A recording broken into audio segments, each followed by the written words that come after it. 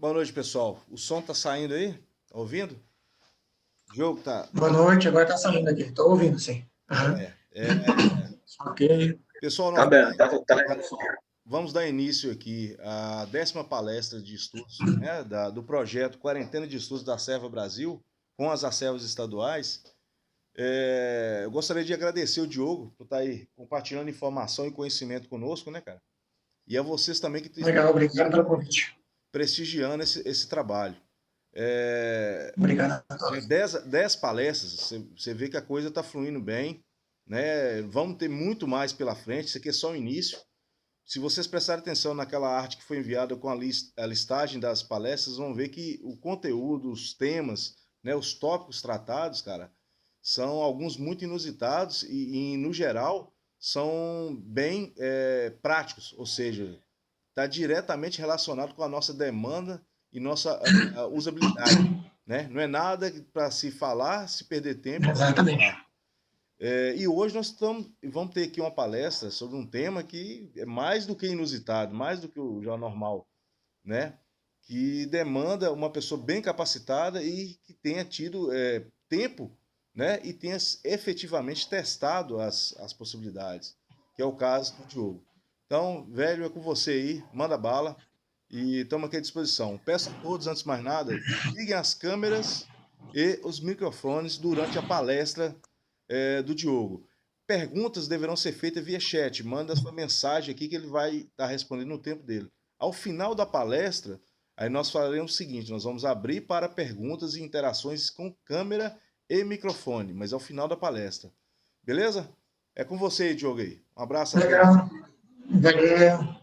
Obrigado, pessoal, por essa oportunidade de estar aqui falando para vocês aqui no ciclo de palestras aí, nessa quarentena de estudos, que realmente é um momento oportuno para a gente estar dividindo conhecimento, né? Eu acho que todo mundo pode contribuir de alguma forma, em algum momento, né?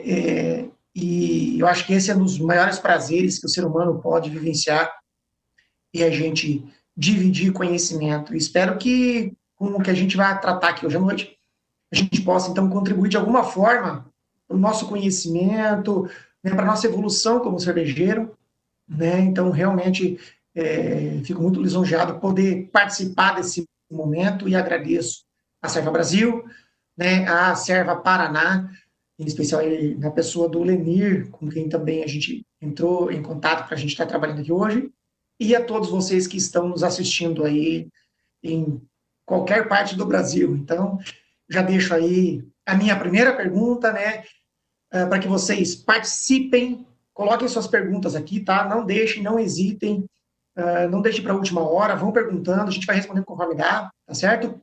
Coloca aí o seu nome, para eu também tendo uma ideia de quem está por aí, o estado que você é, pelo menos, tá? E a sua pergunta na sequência, eu acho que vai ser bacana para a gente interagir dessa forma, tá?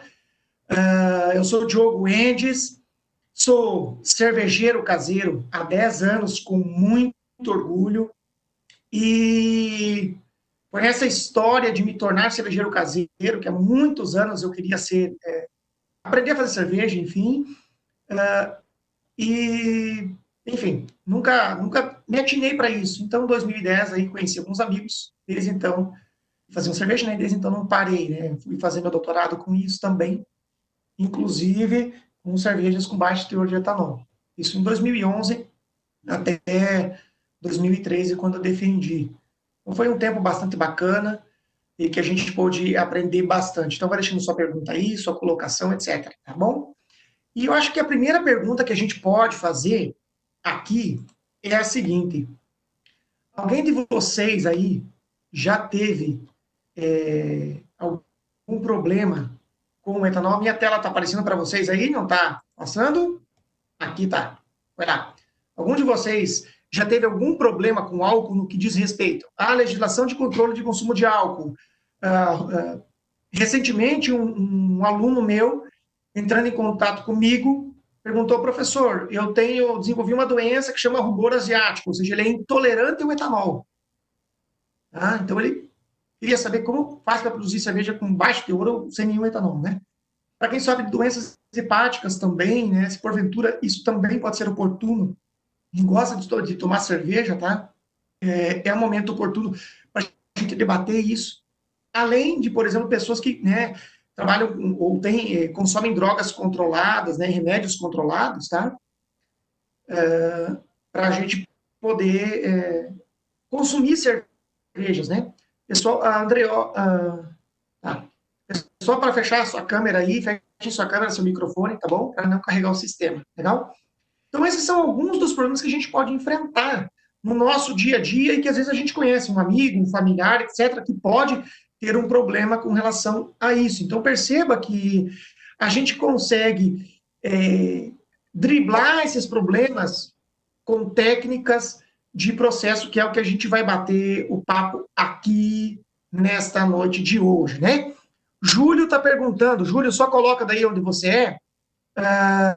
É possível fazer cerveja não alcoólica, nível caseiro, com qualidade? É possível sim. Né? É possível sim. Nós temos sempre que pensar o seguinte, Júlio.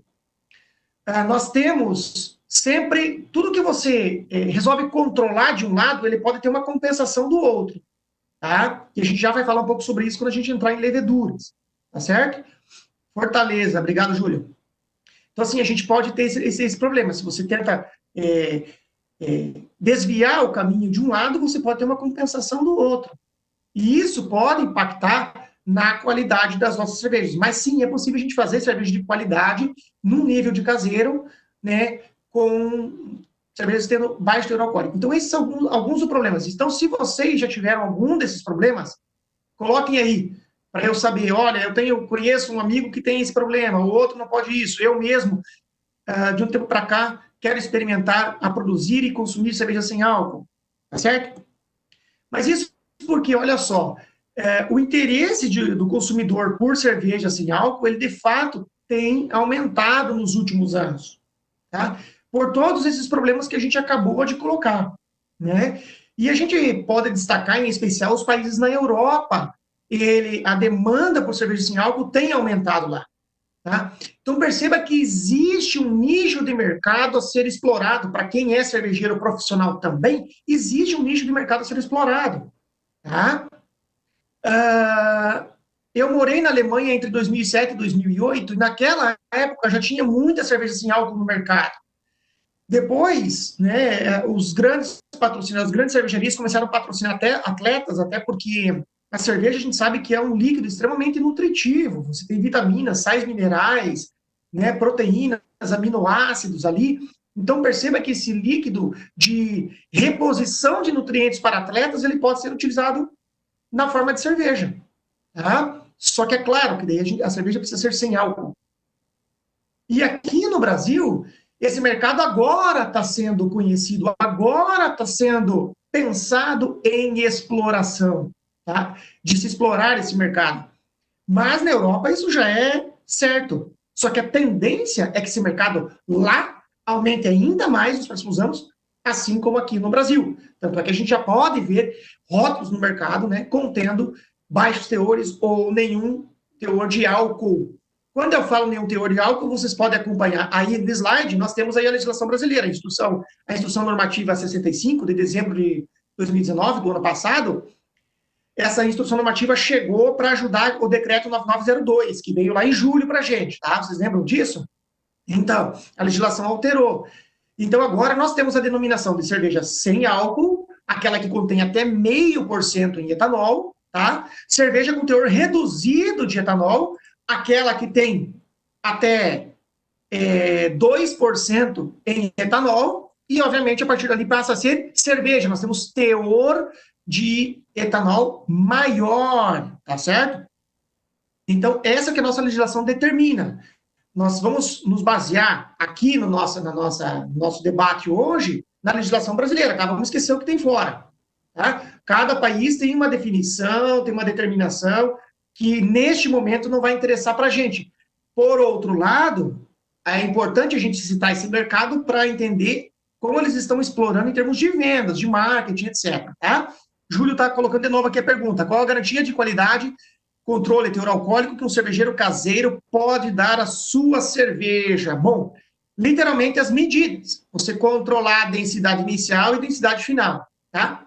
Pessoal, como eu sou da área, possivelmente eu vou falar extrato original, extrato primitivo, extrato final, tá? Mas é a mesma coisa que densidade. Quando eu falo extrato, a gente pode traduzir para densidade, ok? Então tá bom. É controlar essa densidade do processo, tá? Do líquido, o extrato inicial e o extrato final. Resumidamente é isso, mas tem algumas coisas que a gente pode controlar durante o processo, a gente vai falar sobre isso, Júlio, para que a gente possa ter cervejas com baixos teores de etanol, tá certo? Então, essa que a legislação brasileira determina aqui para a gente, tá, pessoal? Só que olha só, ali esse Francesco, 2015, é um pesquisador italiano que descobriu, ou melhor, descobriu não, ele identificou, entrevistou cervejarias e colocou isso num trabalho científico dizendo: produção de cerveja com baixo teor de álcool é um desafio para a indústria, em especial as pequenas. Então, aqui nesse debate, a gente pode colocar as micro cervejarias, que trabalham, sei lá, com 3, 4, 10 mil litros, 20 mil litros mês. Por que é um desafio? Porque a grande indústria tem dinheiro, tem bala na agulha para lidar com isso. Mas o cervejeiro caseiro, a pequena indústria, não. E os equipamentos para remoção de álcool a partir de um líquido, né, esses equipamentos são caros. Tá? Demanda muito custo, que é o que as pequenas cervejarias não têm, que o cervejeiro caseiro não tem. Legal? Vamos continuar então a nossa apresentação aqui. Para produzir cerveja sem álcool ou com baixos teores, tá? Então aqui, pessoal, nesse momento a gente começa a fazer um debate de processos, tá? Então eu vou tirar a cerveja sem álcool e vou deixar de lado, porque produzir uma cerveja sem álcool para cervejeiro caseiro, que é o nosso foco aqui da Cerva Brasil, né? Nesse momento é praticamente, vamos lá, impossível para o cervejeiro caseiro, tá? Mas a gente vai debater então com cervejas, produção de cervejas com baixos teores de etanol. Por esse motivo o título foi colocado ali, tá? Então, essa cerveja sem álcool a gente sabe, então ela tem pouco teor alcoólico, né? Quase zero. Algumas com zero. Mas para fazer cervejas com baixos teores de etanol, eu preciso controlar processos de produção ou aplicar técnicas de produção que permitam eu obter baixos teores. Quais são essas? A maior parte dessas você já conhece, mas vamos lá. Mosturação, controle de temperatura. Dentro da mosturação, eu posso alterar a relação água-malte, a quantidade de água em relação à quantidade de malte que a gente utiliza. Além de tudo, dentro dessa relação água-malte, eu associado a esse processo dentro da mosturação, eu utilizando rampas de mosturação, bem como equipamentos como single vessel e outras técnicas como decocção. A decocção também a gente vai deixar de lado por esse momento. Só para resumir, a decocção é um método no qual você ferve parte do mosto, você aumenta a solubilidade do amido, para que ele seja posteriormente atacado pelas enzimas, pelas amilases, e você tem ganho de cor, ganho de aroma e ganho de sabor nesse processo de fervura do mosto, prévio, antes, né, de ir lá para a fervura propriamente dita no início do lucro. Então, a decocção é contendo o malte, essa fervura. Além de tudo, eu posso controlar as atividades de proteases e alfa-amilases, ou seja, com essas temperaturas, bem como entender a eficiência enzimática, ou seja, como a enzima trabalha. A partir do momento que eu entendo algumas dessas questões e como a gente trabalhar com elas, eu consigo, de fato, então, produzir mostos cervejeiros que contenham baixos teores de açúcares fermentescíveis ou fermentáveis, como queiram, tá? E dessa forma, eu atuar com a produção de cervejas com baixo teor de etanol.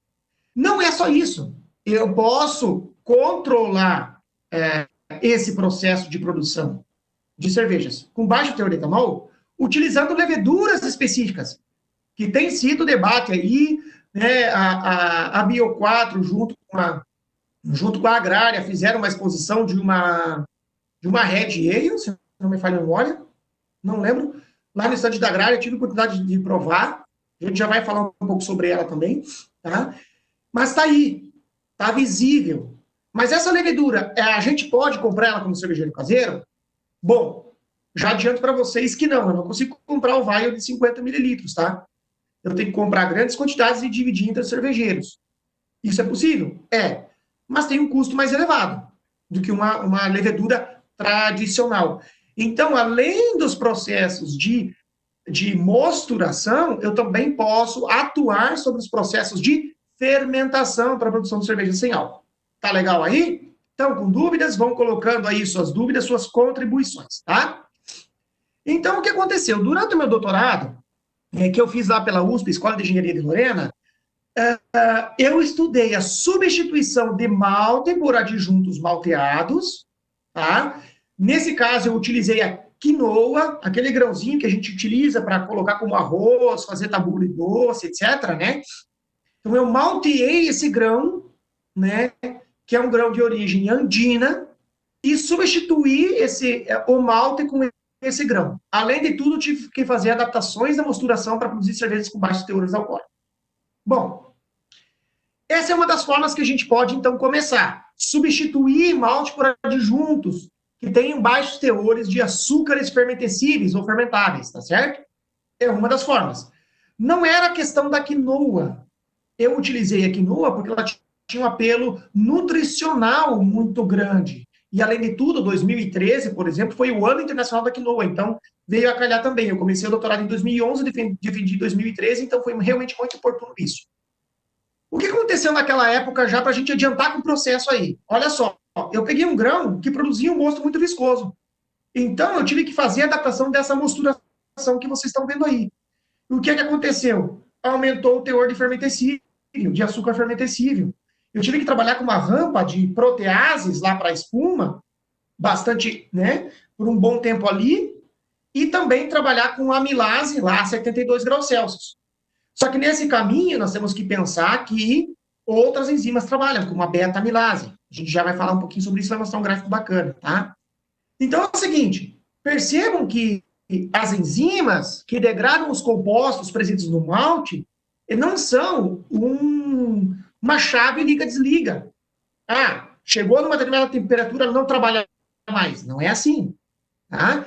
Então, elas têm uma faixa na qual elas trabalham, e por mais que elas trabalhem de forma ineficiente, mas elas estão trabalhando, ainda que, né, com uma eficiência baixa. Por esse motivo, eu coloquei no slide anterior que a gente tem que cuidar com a questão da eficiência da enzima e entender como as enzimas trabalham. Tá? Então, aqui eu consegui produzir, por exemplo, cervejas com teores alcoólicos na ordem de 2,5, entre 2,5 e 2,8. Na época, a gente não tinha legislação para cervejas com teores alcoólicos reduzidos. Ela nem se encaixaria de acordo com a nova legislação. Mas, de acordo com a legislação de outros países, já sim. Tá? Então, percebam que quando a gente trabalha na mosturação, que é o mais fácil para o cervejeiro caseiro, eu consigo sim, então, ter uma produção de cervejas com teor alcoólico reduzido. Tá certo? Seguindo aqui, então. Só para lembrar, todos sabem, mas nunca é demais a gente fazer uma contextualização, mosturação é a fase de preparação do mosto, né? Então, nada mais é do que a mistura do grão moído com água, tá? Para que a gente possa, para que as enzimas possam atuar. Né? E essas enzimas são as mais variadas, né? E elas trabalham em faixas de temperatura que podem chegar até 75 graus Celsius. Presta atenção, 75 graus Celsius é bastante elevado, não é? Em especial, nós destacamos ali, como vocês estão vendo no desenho, as amilases, né? Que são as enzimas que degradam o amido de diferentes formas. Como vocês podem ver, a beta-amilase degradando o amido a partir das pontas, né? E a alfa-amilase quebrando o amido lá no meio, de forma aleatória. Tá certo? De forma aleatória. Então, é dessa forma que a gente começa a entender como controlar o processo produtivo. Sabendo que as beta-amilases trabalham numa temperatura mais baixa que as alfa-amilases, como eu posso, então, entender esse funcionamento para controlar melhor a liberação de açúcares não fermentescíveis? Vamos olhar na próxima imagem aqui. Esse gráfico demonstra como é que a enzima trabalha. A flechinha mostra para vocês aqui que as amilases, né, que as enzimas todas, sejam elas quais forem, têm uma temperatura que a gente chama ótima de trabalho. Ou seja, ela trabalha muito bem ali.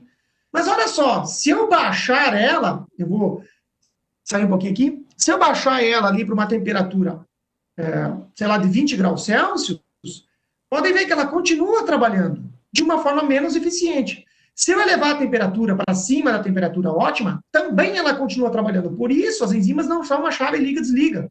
E esse é um cuidado que a gente tem que ter para quando a gente for trabalhar na produção de mostos, de modo que a gente não queira açúcares fermentescíveis. Então, tem que escolher enzimas que não vão liberar esse tipo de açúcar, bem como trabalhar numa faixa de temperatura tão elevada quanto outras enzimas não possam trabalhar.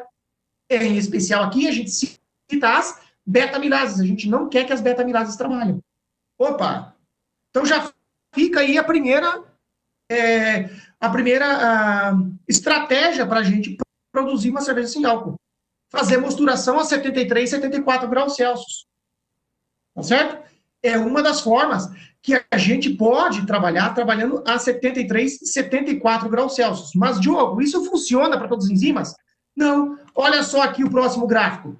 Isso aqui é um gráfico que eu peguei num trabalho qualquer, mas funciona para as amilases também, pessoal. O que esse gráfico está dizendo ali? Pega essa curva bem da esquerda ali, ó, tá vendo?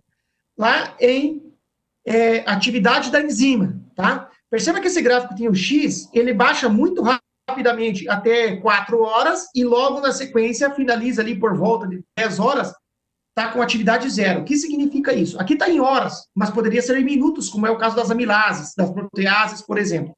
Significa o seguinte, que mesmo numa temperatura totalmente fora dela, ela pode trabalhar uma pequena quantidade, como aconteceu essa enzima aí, ó, na temperatura de 80 graus Celsius, ela trabalhou pouquinho, mas trabalhou. Entendeu como dessa forma eu posso produzir açúcares fermentescíveis de uma forma muito pequena, né? Ou seja, com uma concentração muito baixa? Então tá aí. Há estudos que sugerem que as alfa-amilases podem suportar até temperaturas de 80 graus Celsius, mas o tempo de ação delas é muito curto, semelhante a esse aqui. Ou seja, ela vai baixar rapidamente e vai perder a atividade dela. Por esse motivo, a gente reduz um pouco. Então, não trabalha 80, trabalha 73, 74 graus Celsius. As alfa-amilases vão trabalhar, vão degradar o amido rapidamente, inclusive. Eu vou ter a hidrólise, né? Vou ter o teste do iodo negativo, ou seja, hidrolisou o amido, quebrou, deu teste laranja, eu posso seguir. Pergunta: a quantidade de açúcar fermentescível que vai virar álcool, ela é grande ou ela é pequena? Vamos respondendo aí. E se eu tivesse feito uma rampa com beta-amilase, lá 62? Vocês estão entendendo a comparação aqui que a gente já tem o primeiro processo?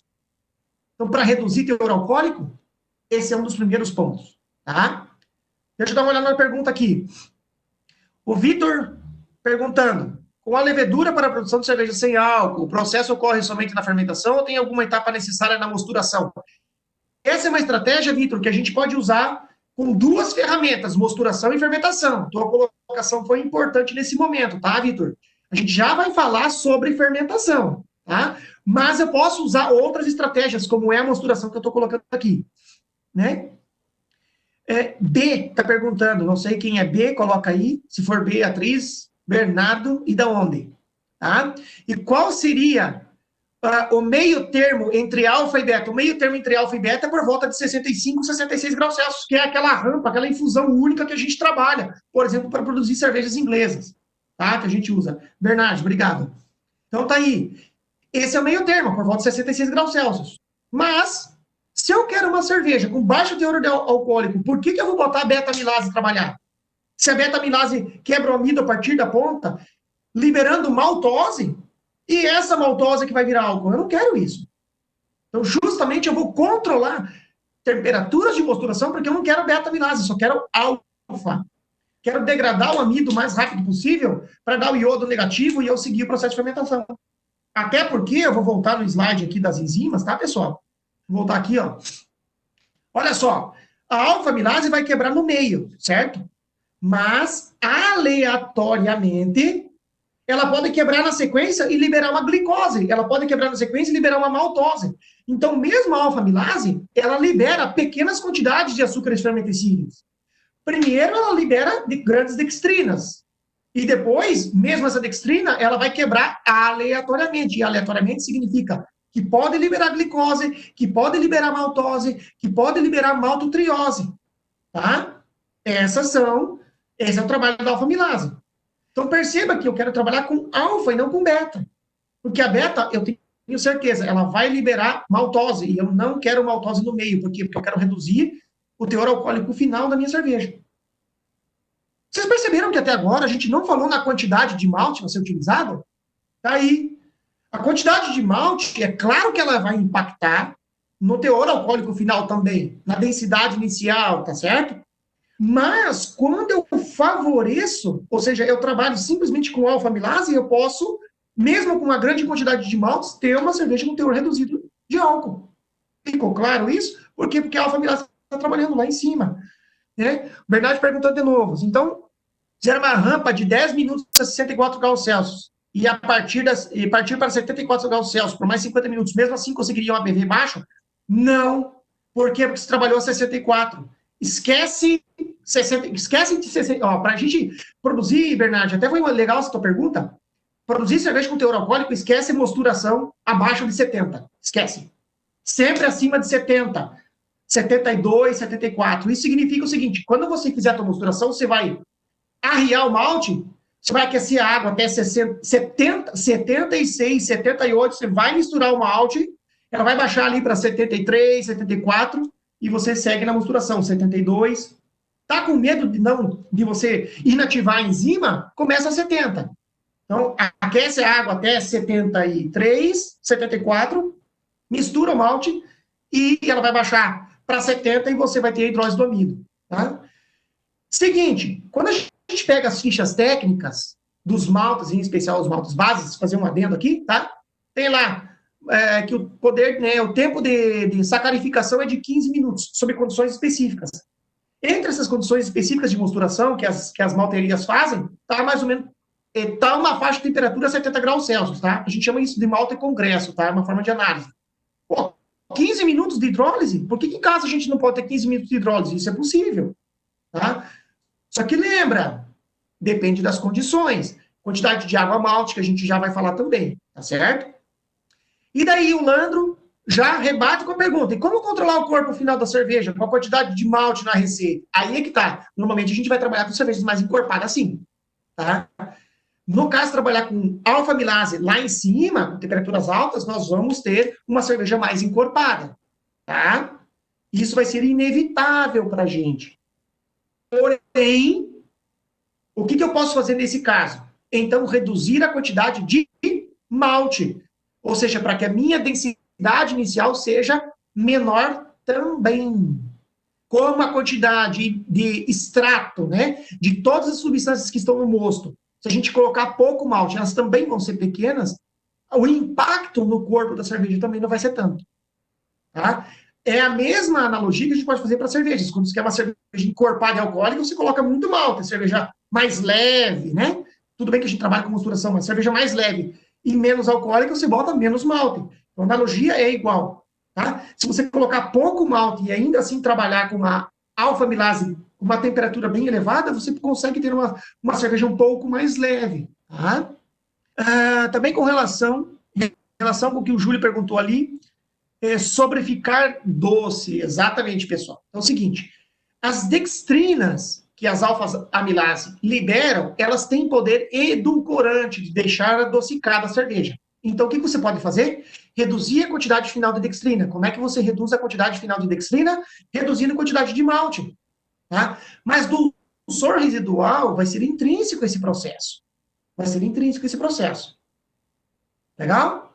Então, tá bom. Seguindo ali nosso... Voltando, então, aqui. Tá aqui, ó. A enzima, pessoal, ela pode desativar, inativar ela. Então, eu vou estudar formas no meu equipamento, no seu equipamento, de modo que eu possa trabalhar com ela, então, de uma forma que não perca atividade. Mas eu posso afirmar para vocês, eu já vou mostrar uns estudos que eu fiz com meu aluno de iniciação, com alguns alunos de iniciação científica. As enzimas aguentaram até 75 graus Celsius, eu consegui ter hidrólise do amido. Então, tá? Mas a melhor faixa foi ali 72, 73, né? Porque a enzima não perde tanta atividade dela, não toma aquele choque de temperatura. Legal? Vamos lá, então. Essa aqui que a gente tem a atividade de enzima. Então, olha só aqui, ó. Durante o processo de mosturação, vocês estão vendo os slides ali, eu vou ler para vocês, ó. Durante o processo de mosturação, realiza-se a hidrólise do amido pela ação da beta-diafamilase, tudo que a gente já falou, liberando açúcar que vai virar álcool fermentescível e dextrina.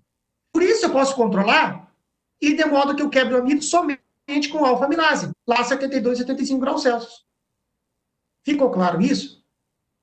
Só que olha só já no parágrafo seguinte, a mosturação também é afetada pela relação água-malte, que pode variar entre 2 litros por quilo até 6 litros, 7 litros por quilo.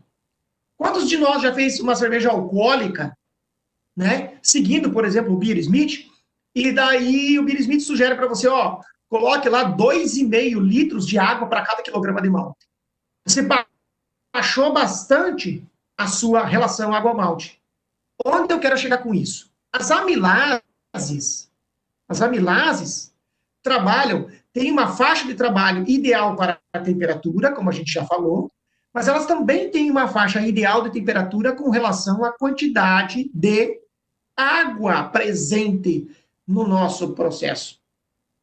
O que eu quero dizer com isso? Não significa que ela não vá degradar o amido, mas ela vai ser uma degradação mais lenta, ela vai sofrer um pouco, né? Vai liberar mais dextrinas, por exemplo, dependendo da temperatura que a gente vai trabalhar, tá? Ela não vai trabalhar de forma tão eficiente, vai demorar um pouco mais para degradar. Então, perceba que tem todas essas condições, certo? Como é que eu faço isso para a gente entender? Vamos fazer um exercício. Todo mundo aqui já jogou sinuca? Digita sim para quem já jogou sinuca, e digita 1 para quem já jogou sinuca, digita 2 para quem não jogou sinuca. Então tá aí, ó, tá todo mundo jogando sinuca. Tá certo? E é isso, e olha só, imagina que a mesa de sinuca é a enzima, tá? Olha só aí, ó. Imagina que a mesa de sinuca é a enzima. As caçapas, a gente chama de sítio ativo, que é onde a reação de degradação do amido acontece. Tá bom? Então, imagina você num jogo de sinuca normal, 15 bolas coloridas e uma bola branca. E aleatoriamente, sem mirar, né, sem se orientar, você joga a bola branca contra as coloridas, com uma determinada força. O que é essa força? Essa é a energia, é a temperatura na qual a enzima está agindo. Tá bom? E o aleatoriamente é porque a enzima também está lá no meio, tá lá no meio nadando, vem uma molécula de açúcar nadando e, coincidentemente, por acaso, elas se encontram e elas quebram. E a enzima quebra o amido, tá? Então, você jogou a bola branca aleatoriamente, a sua energia ali. Algumas bolas coloridas vão cair nas caçapas, vão ser transformadas pelas enzimas e outras vão ficar ali nadando. Tá certo? Isso é um jogo normal. Qual é a concentração, a quantidade de água ideal para as amilases? Ela varia acima de 3 até por volta de 5. Essa é a faixa ideal, ou seja, de 3 a 5 litros para cada quilograma de malte, para que as amilases trabalhem de forma adequada. Legal? Então, agora imagina que você está fazendo uma cerveja mais alcoólica, certo? Com pouca água, mosto bem concentrado, né? Ah, olha só, o Papazian falando ali, ó. A razão água-malte afeta a atividade da enzima. Geralmente, mosturação mais densas, com menos água, favorecem a atividade das proteases, enquanto mosturações com maior quantidade de água favorecem o poder diastático, ou seja, as aminases, que é o que a gente acabou de falar. Agora, olha só, se eu tenho pouca água, e você aleatoriamente, com a mesma energia, joga a bola branca contra as bolas coloridas. Você concorda que essa energia, né, ou seja, a distribuição da energia ao longo de tudo isso, ela vai ser pouca, e poucas bolas vão cair na caçapa? Vocês concordam, sim ou não? Se sim, digita 1, se não, digita 2. Vocês concordam com isso? De que essa energia vai ser dissipada e poucas bolas vão cair? Ou não? Olha só, o pessoal está timidamente concordando aí, mas é isso que acontece. Então, significa que a ação das amilases vai ser baixa também. Tá certo? Opa! Se a ação das amilases vai ser baixa também, que a eficiência dela de degradação significa o seguinte, então, eu poderia, Diogo, trabalhar com uma rampa de temperatura extremamente elevada, 72, 73 graus Celsius, e uma quantidade de água malte menor, 2,5 litros por quilo? Sim. Isso significa que eu poderia ter menos açúcares fermentescíveis no meio? Sim. Menos açúcares que vão virar álcool? Sim. Eu já vou mostrar o gráfico que eu fiz com os alunos de iniciação científica, para vocês entenderem como isso de fato acontece. Tá certo? Como isso de fato acontece. Certo? Deixa eu só eu ver aqui uma coisinha. Só um instantinho. Tá? Então, olha só, pessoal. Eu posso trabalhar isso, esse conjunto. Normalmente, quem é que trabalha com esse tipo de processo? Tá? Quando a gente vai fazer cerveja muito alcoólica. Mas olha só, Diogo, eu faço com tribloco, eu trabalho assim. Mas, Diogo, meu equipamento é single vessel. E lá atrás, no início da palestra, você colocou single vessel. Olha só.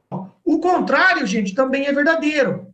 Ó, eu repeti para dizer, ó, quantidade de águas, né, maiores favorecem as amilases. A gente já sabe disso. Mas olha só. Ó, imagine um jogo de sinuca com poucas bolas na mesa. Se você jogar aleatoriamente a bola branca contra as bolas vermelhas, qual é a chance de que a bola vermelha, a bola branca, pegue uma vermelha e mande ela para a caçapa? Também é pequena. Não é verdade? Vocês concordam com isso? Se sim, digita 1, se não, digita 2. Aleatoriamente. Ó, da mesma forma, né? Aleatoriamente, essas bolas vermelhas vão cair na caçapa e ser transformadas.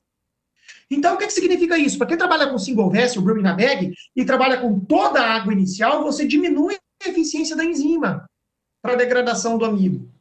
Opa! Então, eu posso, de novo, combinar essa questão. Elevada quantidade de água, relação água-malte, e temperatura elevada. Já é a segunda combinação que a gente tem aqui, para produzir cervejas com baixo teor alcoólico. Como é que isso é verdade, Diogo? Olha só, esse aqui é o estudo que eu desenvolvi com os alunos de iniciação científica. A linha vermelha é hidrólise do amido, a coluna azul é hidrólise do amido a 70 graus Celsius. A coluna em vermelho é hidrólise do amido a 75 graus Celsius. Embaixo, nós temos as relações água-malte, olha só. Tá? Nós temos a relação água-malte 3:1, 4:1, 5:1 e 6:1. Tá? Para vocês verem como, em especial, para quem trabalha com toda a água, pessoal que trabalha com single vessel, com brewing na bag e coloca toda a água de uma vez só, esse processo ele é ainda melhor para produzir cervejas com baixo teor alcoólico. Por quê? A quantidade de açúcares que podem virar álcool nessa ocasião, e aqui está num dado científico, tá?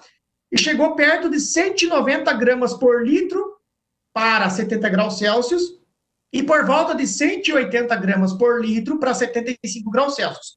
Na relação água-malte, 3:1. Ok?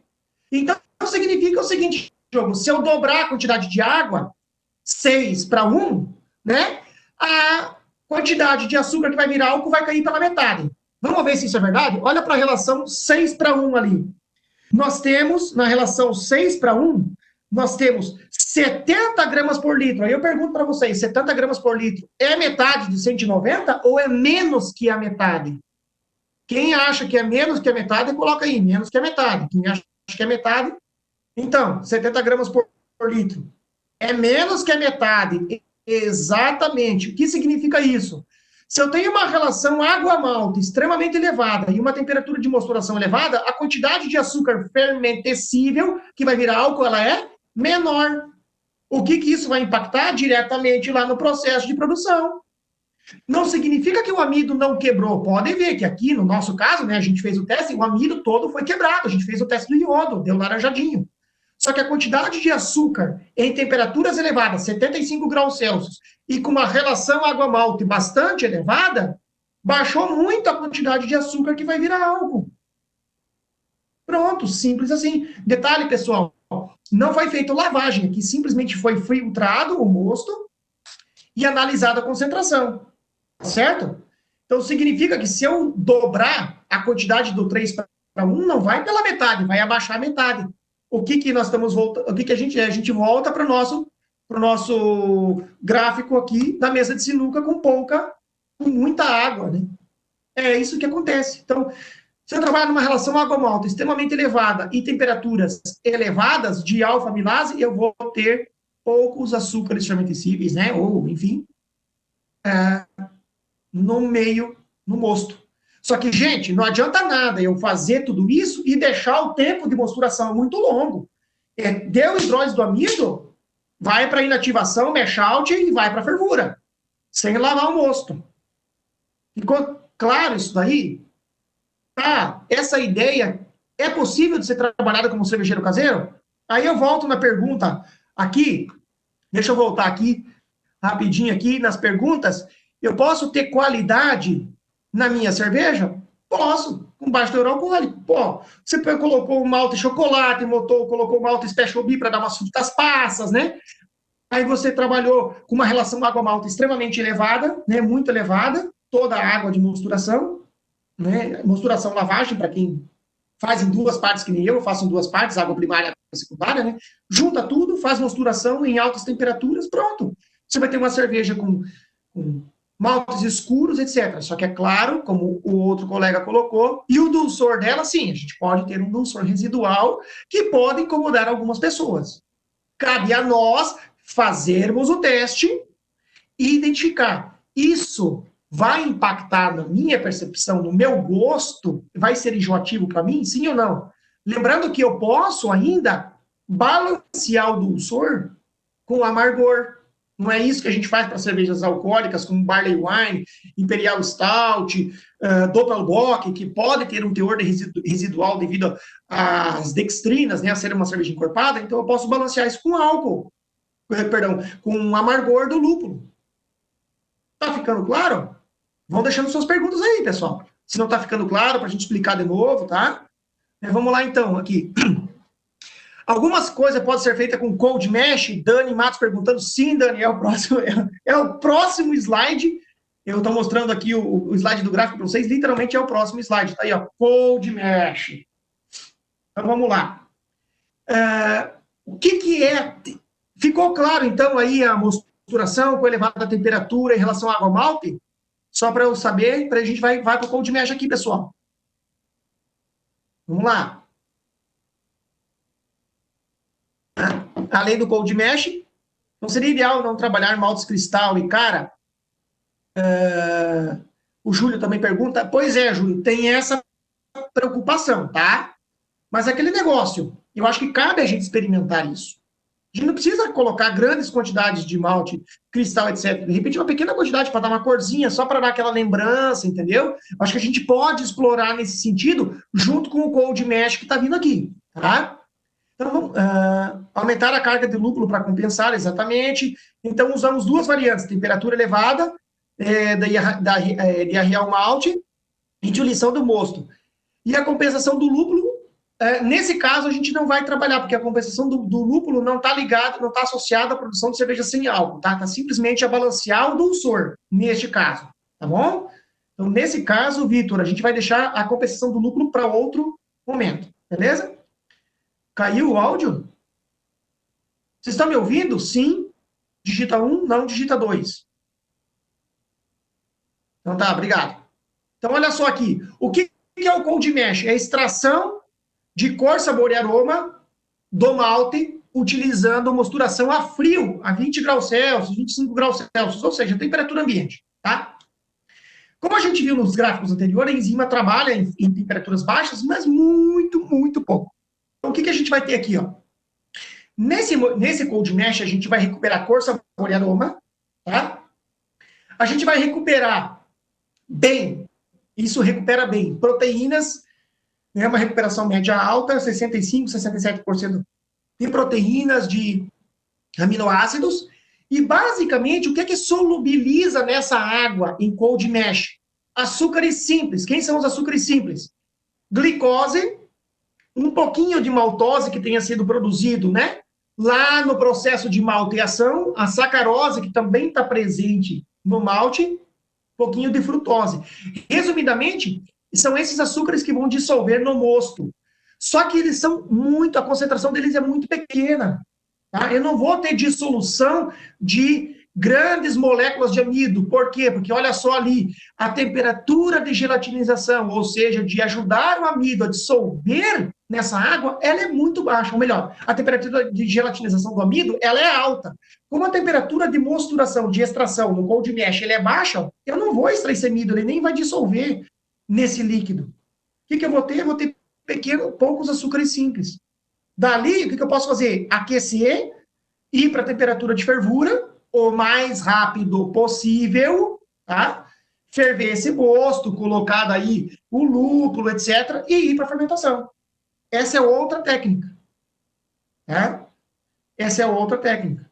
Lembra que enquanto você estiver aquecendo para ir para a fervura, você tem as enzimas trabalhando. Tá? Elas vão começar a trabalhar, porque elas estão dissolvidas no meio também. Então, elas vão começar a trabalhar. Por isso que eu sugeri, tem que ir para a fervura o mais rápido possível. Tá? Para que isso não aconteça o mínimo possível. Então, eu vou para a fermentação. É outra forma de obter açúcares açúcares fermentescíveis em pequeníssimas concentrações. Beleza?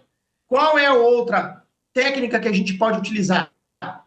Fermentação. Escolhendo uma levedura que tenha baixa atenuação, além de tudo, interromper a fermentação. Vamos ver cada uma delas aqui um pouquinho mais. Escolher levedura. Bom, eu posso escolher levedura de baixa atenuação. Por quê? Mesmo que ela seja de baixa atenuação, tá? Se acaso ocorrer o risco de eu ter produzido um pouquinho mais de açúcar, etc., ela vai consumir, mas ainda assim, ela não vai ser capaz de consumir açúcares mais complexos, maltotriose, por exemplo. Tá? Então, leveduras de baixa atenuação normalmente não consomem maltotriose. E, nesse caso, eu vou, então, baixar ainda mais o teor alcoólico, tá certo? Posso escolher levedura que não consome maltose, por exemplo, a Saccharomyces ludwig, que é o objeto de estudo lá da Bio4 com a agrária, só que é o seguinte, perceba, ela não está consumindo maltose, certo? Então, eu vou ter um teor residual de maltose maior no meu mosto, independente se eu estou extraindo com cold mesh ou não, tá? Ou com mosturação normal, tá? Significa que se eu fizer uma mosturação normal, em elevadas temperaturas, ela não vai consumir maltose, eu vou ter um dulçor maior no meu mosto. Além de tudo, aquele negócio, eu estou desviando o metabolismo, ela não está consumindo maltose, existe compensação de outras moléculas. Por exemplo, a formação elevada de diacetil, certo? Aquela molécula que traz aromas e sabores que relembram manteiga para a nossa cerveja. Eu posso utilizar de aditivos, né, coadjuvantes, que evitam a formação desse diacetil. Mas o cervejeiro caseiro não vai ficar comprando isso, porque normalmente é caro, tá? Normalmente é mais caro. Então, eu não vou ter isso em casa. Ou eu posso escolher leveduras que a gente chama de não Saccharomyces, tá? Cândida, Torula spora, Hanseníase spora, Zigo Saccharomyces, são outras leveduras que não fermentam maltose e eu posso fermentar a cerveja e não ter álcool, tá? Vamos ver uma pergunta, então, aqui. Passar a cerveja por dentro de um chiller de imersão, dentro de uma panela de água fervendo, para transferi-la cold mesh, pode ser também. Você aquece o mais rápido possível, tipo pasteurização, né? Você aquece o mais rápido possível, né? E você tem, então, inativação das enzimas. Por exemplo, fazer, então, é o sistema RIMS ou HERMES, que passa por dentro do chiller de imersão com água quente. Eu não lembro agora se é o HERMES ou se é o RIMS, me ajudem aí, tá? Mas tem um processo de mosturação que é isso, você passa o mosto por dentro de uma serpentina, essa serpentina está mergulhada em um líquido quente, né? Nesse caso, a água, que você vai colocando a temperatura e ele vai mosturando, ou seja, com recirculação contínua, tá? Certo? Como é que está o nosso tempo aí? Eu estou falando. Já vi que... como é que está o nosso tempo aí? João. Tá ok? Então, vamos lá. Também, usaram malte 2 vezes, tá? Então, poderia fazer cold mesh com mais concentração de água, exatamente o grau de água, e depois já entrar na quantidade de água maior já aquecida, visando dar o salto para 73. Pode, daí já vai para fervura, porque, na verdade, o que vai acontecer? Você vai ferver isso, né? Você já vai elevar e já vai ferver. Só que cuidado, né? Você tem que fazer isso o mais rápido possível, tá, Júlio? Legal? Rins, obrigado, Leandro. Tá? Pensei nisso quando você falou, aquecer o mais rápido possível para desativar enzimas. Exatamente, é possível, tá? Como o Pablo está colocando ali. Então, além da mosturação, controle da fermentação por leveduras, ou, olha só, interrupção da fermentação. Como? A gente vai acelerar o cold crash, baixar ele, vai abaixar a temperatura, você vai interromper a fermentação por temperatura. A gente pode colocar gelatina, eu coloquei entre aspas ali, porque nem todo mundo gosta dessa prática, mas vamos lá. A gelatina vai interagir de forma eletrostática, cargas positivas e negativas, né, com as leveduras, vão se unir, vai arrastar a levedura para o fundo, você vai interromper a fermentação. Você pode centrifugar, não é o caso do cervejeiro caseiro, tá? Isso é para a indústria, ou pasteurizar. Eu, cervejeiro caseiro, poderia pasteurizar, então vamos lá, faço um cold crash rapidamente, passo gelatina, engarrafo e pasteurizo. Carbonato e pasteurizo. Posso fazer? Posso pasteurizar também. Então perceba que são, né, algumas dessas estratégias no que diz respeito à fermentação. Interromper. Legal? Vamos ver a pergunta de novo aqui. Pablo, eu brinquei sobre 2 vezes, né? Usar o malte, sim. No Gold Mesh para um baixo teor de etanol e depois fazer uma misturação a quente para tirar os amidos e fazer uma cerveja normal. Legal, ia ser divertido. Exatamente, Pablo. Eu, particularmente, ainda não testei dessa forma que você falou, tá? Mas as outras formas, basicamente, a gente já fez, já desenvolveu todas, tendo bons resultados de teor alcoólico, variando aí de 1,5%, na verdade não chegou, deu um pouquinho menos que 1,5%, de 1,40 e alguma coisa, até 2,5%, 3% de álcool. Normalmente é essa faixa, tá? 1,3, 1,2, mas não mais do que isso. Eu não consegui baixar mais do que nessa faixa ali de aproximadamente 1,5, tá? Mas não custa nada, porque nem sempre eu combino todas as técnicas ao mesmo tempo, porque eu sou um cervejeiro caseiro bastante conservador, então eu não gosto de utilizar toda a água de mosturação, primária e secundária, tipo single vessel e Brewing Bag, tá? Não é, tanto é que eu não uso single vessel, não uso Brewing Bag, eu tenho os equipamentos para os cursos que eu dou, obviamente, mas não é uma coisa que eu faça. Eu só uso single vessel, por exemplo, para fazer sour.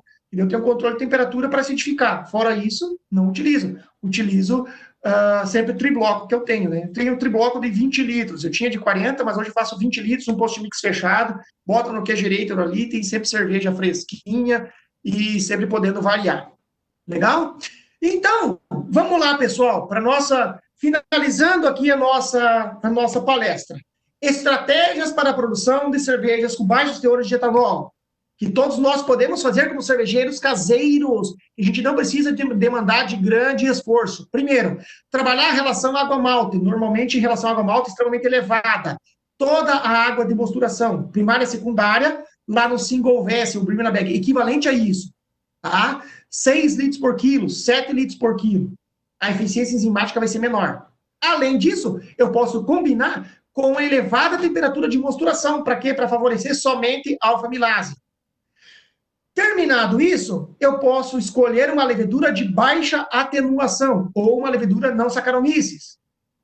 Fazendo isso na fermentação, eu posso fazer o cold crash e baixar a temperatura rapidamente, interrompendo a fermentação.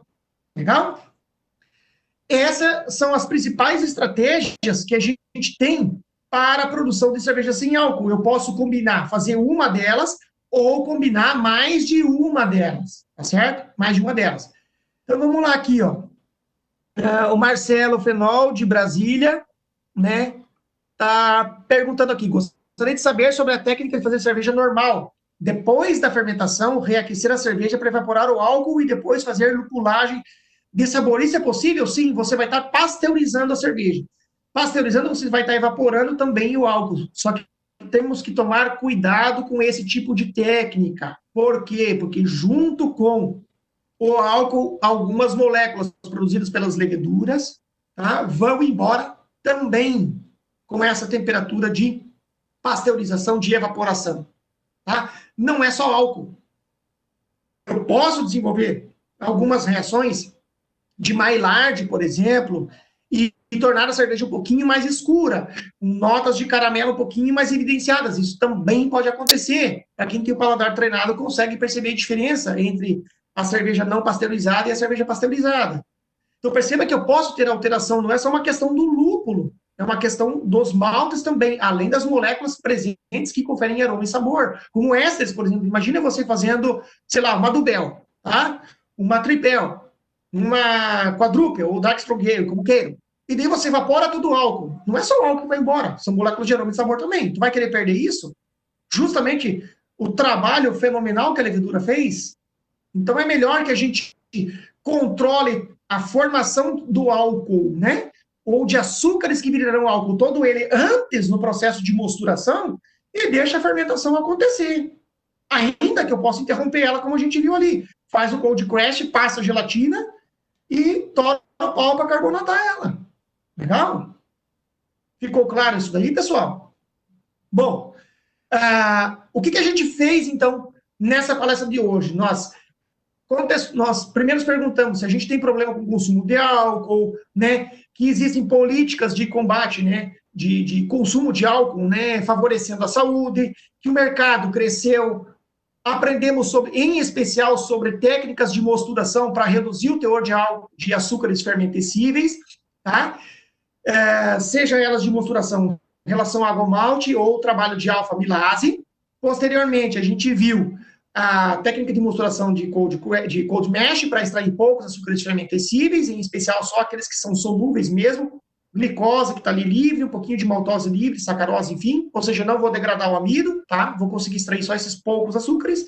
Vimos também que eu posso trabalhar com produção de cervejas com baixo teor de álcool, controlando a fermentação, seja pela escolha de levedura, que não fermenta a maltose, em especial, por exemplo, ou ainda interrompendo a fermentação, tá?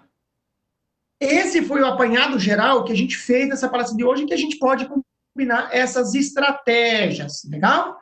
Por hora, o que a gente tem para colocar aqui e despertar esse debate, que em hipótese alguma aqui é esgotável, a gente nem tem como esgotar esse assunto, né? Mas é justamente despertar um pouco mais. Pô, e se eu quisesse fazer isso em casa, será que eu consigo? É isso que a gente quis trazer aqui nessa palestra de hoje. Como nós, cervejeiros caseiros, podemos produzir cervejas com baixos teores de álcool, utilizando aquilo que a gente tem em casa, sem grandes investimentos. Ou seja, com as nossas panelinhas, com o insumo que a gente tem no nosso dia a dia. Perfeito? Agradeço realmente a contribuição, as perguntas de todos, e aqui a gente está aberto, então, agora para novas dúvidas, novas contribuições. Se você já tem experiência com isso também, dividir o seu conhecimento, vai ser muito legal aprender com vocês também.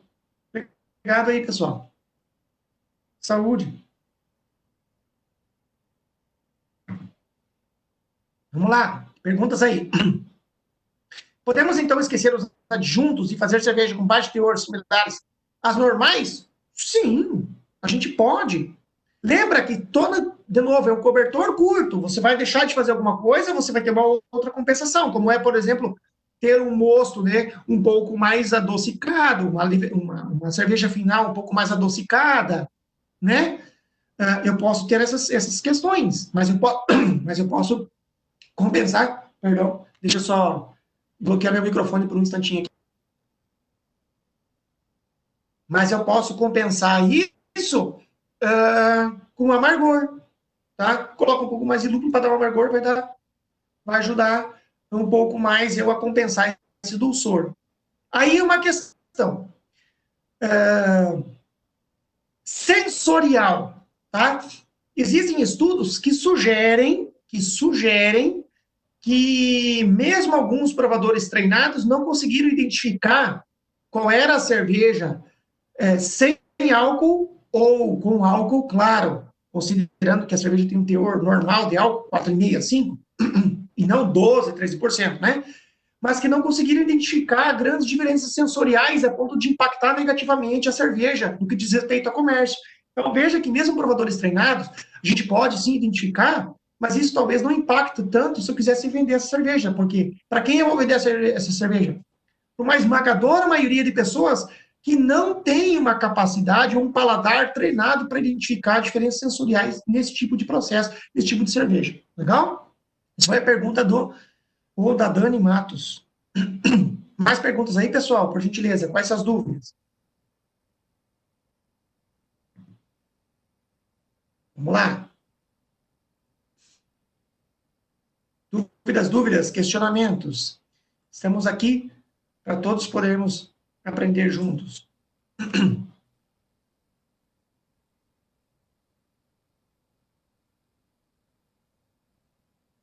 Vamos lá. O pessoal vai abrir o áudio aí. Renan, Bloomington nos Estados Unidos. Bacana, Renan. Já ouviu falar sobre a levedura Píquia também, tá? Já foi utilizada pela Mikkeller, para a Evil também, na produção de cervejas com 2% de ABV. Sim, a Píquia é uma delas, eu só não citei ali, tá? Eu peguei umas 2, 3 apenas para dizer, ó, mas existem leveduras, Renan, aqui existem leveduras que a gente diz que não consomem, né? Vamos voltar aqui na apresentação, que não consomem álcool, tá? Esse aqui foi num trabalho que eu tirei, tá? Mas existem mais leveduras que não consomem, ou consomem maltose de forma controlada, ou não consomem maltose. Legal? Marcelo Fenol, será que conseguiríamos definir que estilos mais malteados ou lupulados, com baixa esterificação, seriam menos afetados pelo processo gerido? É uma boa pergunta, Marcelo. Eu acho que, assim,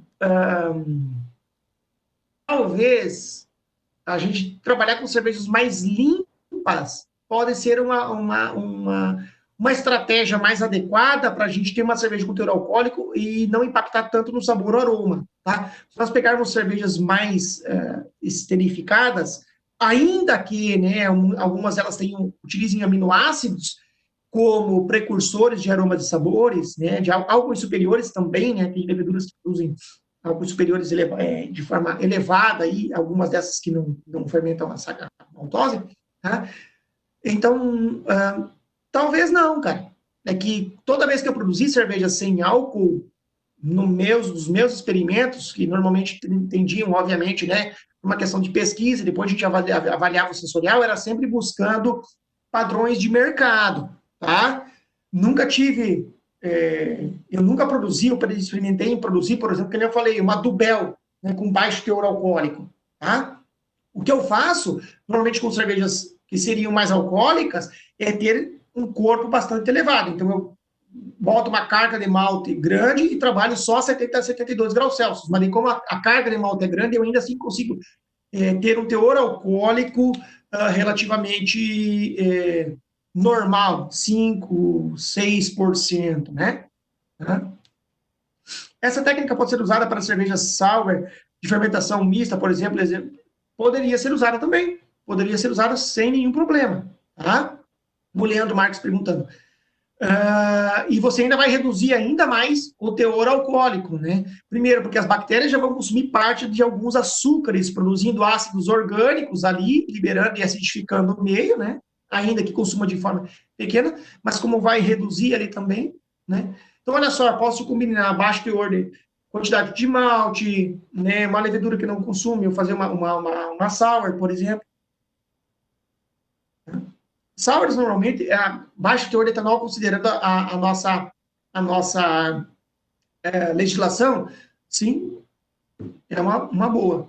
Não, próximo experimento, aí eu tenho até jabuticaba, fazer uma sour com jabuticaba aí, eu tenho jabuticaba congelada, pode ser uma oportunidade para fazer de novo essa técnica ali, especificamente com uma sour, tá? Legal?